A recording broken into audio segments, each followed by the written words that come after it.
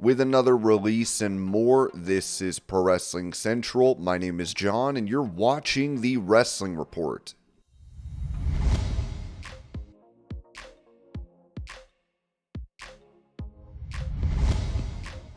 Addressing Samoa Joe's upcoming return to AEW on Dynamite, president of the company, Tony Khan, told Front Office Sports, "We had Samoa Joe filming a project with Twisted Metal, so now to get another former world champion, who's one of the great stars and a huge box office draw, and one of the great people in and out of the ring, and a top man, Hall of Fame legend, Samoa Joe, him back too. So it's like a real perfect time for us because we have all these top stars coming back, and we've had all these top stars like you asked about that have really risen to the occasion."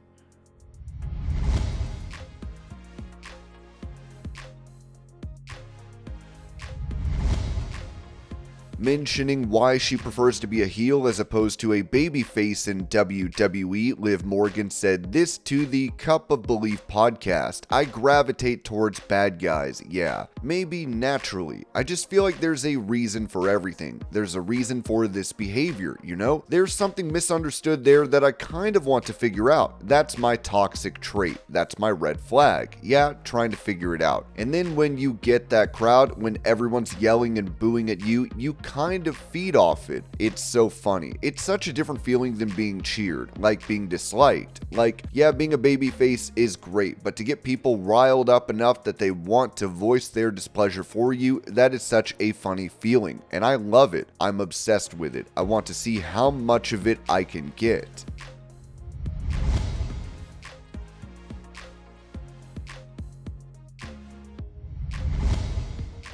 Touching on the possibility of bringing back his DEADMAN gimmick, The Undertaker noted on his 6 Feet Under podcast, "Everybody's got a price, but I try not to. The number would have to be really big, and would have to make sense somehow. So yeah, so I've really pushed to kind of be more Mark Calloway now, because I want to honor that character and the work that I did, and all the kayfabing that I did for that character. If there was something left in the tank as far as me getting back in the ring, then I would have to figure out some kind of way for something catastrophic to happen to Mark Calloway to bring that other guy out. But that's just not going to happen. Not being corny, but I do want to let The Undertaker kind of rest in peace. And kind of everything now that you see, like the other night on the Netflix deal, was the American Badass."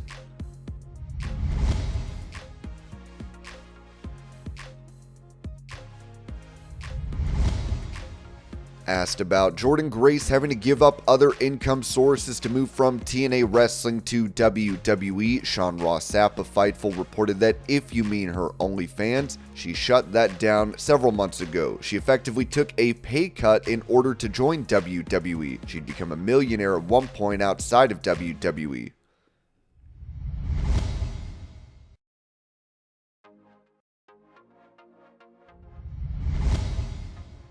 Going over the legal trouble of a former AEW star, Ringside News noted that AEW has officially severed ties with Bear Boulder, real name Thomas Wansaw, after his arrest on January 14th, 2025. According to Fightful Select, AEW terminated his contract following the shocking allegations against him. Ringside News obtained details of the arrest, which took place in Orange County, Florida. Wansaw was taken into custody for battery by strangulation after a domestic violence incident involving his fiancée, Rainey Henderson. Deputy Jay Rinkin of the Orange County Sheriff's Office responded to the scene after Henderson called 911. Law enforcement found visible injuries on her neck and hand, including red marks, scratches, and a bruise. Henderson told deputies that a heated argument escalated when Wansaw pushed her to the ground and then pressed his foot against her throat, causing her to lose consciousness for several minutes. When she regained consciousness, she managed to escape and call for help. She also told authorities this wasn't the first time he had been violent toward her, claiming similar incidents had occurred 5 to 10 times. Henderson noted that Wansaw's behavior seemed different when he was attending anger management classes. Despite initially cooperating with the investigation, she later expressed concerns about Wansaw's arrest, fearing it would put them in financial trouble. She even asked deputies if she could take back her statement, but the process had already begun. on. Wansaw admitted to placing his foot on her neck, acknowledging that she lost consciousness. He claimed he picked her up and placed her on the couch once he realized what had happened. He also alleged that Henderson had pulled a knife on him earlier that day but refused to elaborate or press charges. Wansaw was arrested and charged under Florida State Statute 784.031. He was transported to the Orange County Detention Facility without incident, and the case remains open. In response to the news, Bronson, Wansaw's former tag partner, shared his reaction on X. "I don't know what to say. I'm sick to my stomach. I've been checking in with Rainey since I found out to make sure she's okay, but I did not know the horrific details," Bronson wrote. He went on to say that he had been out on a date with his wife when he learned about the situation. "I've been on a city date with my wife for the past few hours, and right now I just want to turn my phone off to be with her." The AEW locker room has not made any public statements regarding Wansaw's release, but the situation has clearly shaken those close to him.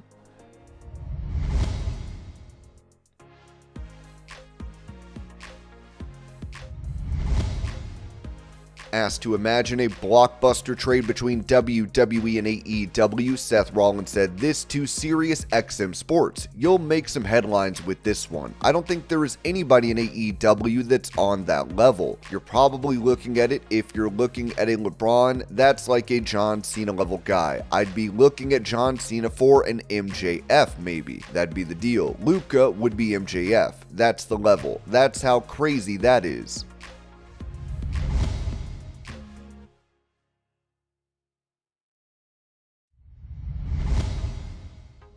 Adding to the list of releases from WWE, Ringside News wrote that it's official. Elektra Lopez is no longer with WWE. After speculation over her quiet removal from the company's active roster, PW Insider has confirmed that Lopez was part of WWE's latest round of releases on Friday evening. Lopez, real name Carissa Rivera, was introduced to the WWE audience in NXT as the powerhouse enforcer of Legado del Fantasma, alongside Santos Escobar, Joaquin Wilde, and Raul Mendoza. Her commanding presence and aggressive style made her an instant standout in the faction. However, when Legado del Fantasma moved to SmackDown, Lopez was left behind in NXT, a decision that surprised many fans. She briefly returned to the main roster, but her role was never as prominent as it was in NXT. In recent months, she was primarily competing on NXT and making appearances on the main roster. However, creative plans for her had stalled.